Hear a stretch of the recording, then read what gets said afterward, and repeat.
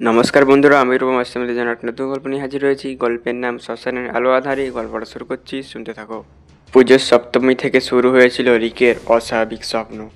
রোজ রাতে সে দেখত কুয়াশা ঢাকা অচেনা এক রাস্তায় হাঁটছে সে, আর দূরে কোথাও এক মেয়ে ডাকছে, এসো, আলো নিয়ে এসো আমার কাছে। প্রথমে স্বপ্ন বলে উড়িয়ে দিয়েছিল সে, কিন্তু বারবার সেটা ফিরে আসায় সে চিন্তিত হয়ে পড়ে। একদিন স্কুলের লাইব্রেরিতে পুরনো গ্রাম কাহিনী নিয়ে একটা বই চোখে পড়ে তার, চৌধুরী পাড়ার অভিশপ্ত আত্মা।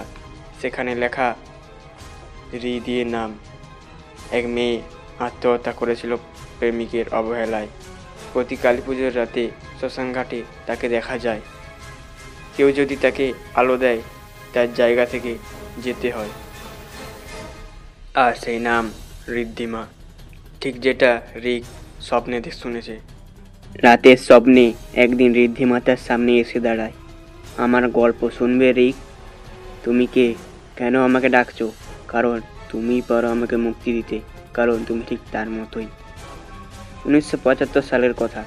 চৌধুরী পাড়ার জমিদারের মেয়ে ঋদ্ধিমা প্রেমে পড়ে এক গরিবের ছেলে আরজানের।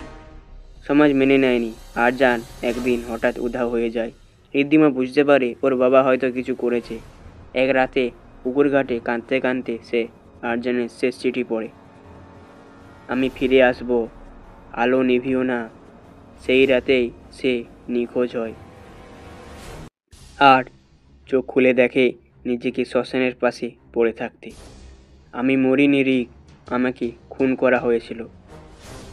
নবমীর রাতে রিক শ্মশানের দিকে যায়। কুয়াশা ঢাকা পথ, ধীরে ধীরে এগিয়ে যায় একাকী। ঋদ্ধিমা তার সামনে আসে, বলল, তুমি জানো তুমি ফিরতে পারবে না? জানি না, শুধু জানি কেউ যদি আলো চায় তাকে অন্ধকারে ফেলে রাখা ঠিক না। তাদের কথা শুনে দূর থেকে এক ছায়া নড়ে ওঠে। আরজানের আত্মা কি এখনো এখানে? পুরনো ডায়েরি থেকে রিক জানতে পারে ঋদ্ধিমার বাবাই আরজানকে খুন করেছিল, কিন্তু অদ্ভুতভাবে কারো আত্মা মুক্তি পায়নি। আরজানের আত্মা কোথায়? এক রাতে রিক স্বপ্ন দেখে আরজান নিজে এসে বলে, তুই তার মতো দেখতে, তাই তোর কপালে লেখা আছে ওর পথ। আরজান চায় না ঋদ্ধিমা মুক্তি পাক, ঈর্ষায় জ্বলতে থাকে। পুরোহিতের কাছে রিক জানতে পারে ঋদ্ধিমা আলো দিলে সে মুক্তি পাবে, কিন্তু তুমি ফিরবে না। রিক সিদ্ধান্ত নেয় ঋদ্ধিমার শান্তির জন্য সে নিজের জীবন উৎসর্গ করবে। দশমীর রাতে রিক শ্মশানে গিয়ে একটি প্রদীপ নিয়ে আসে, ঋদ্ধিমার হাতে তুলে দেয়। আলো চারিদিকে ছড়িয়ে পড়ে। দূরে আরজানের ছায়া গর্জে ওঠে, না, ও শুধু আমার। কিন্তু প্রদীপের আলো তাকে গলিয়ে দেয় কুয়াশায়। ঋদ্ধিমা বলে, তোমার জন্য মুক্তি পেলাম রিক। আর রিক ধীরে ধীরে হারিয়ে যায় সে আলো আঁধারির জগতে। 3 দিন পর রিকের দেহ শ্মশানে পাওয়া যায়। ঠোঁটে শান্ত এক হাসি, পাশে রাখা চিঠি। আমি ফিরছি না, কারণ কেউ যেন আর আঁধারে আটকে না থাকে। আলো তাকে পৌঁছে যাক যেখানে শান্তি আছে। 1 বছর পর কিছু কিশোর শ্মশানে যায়।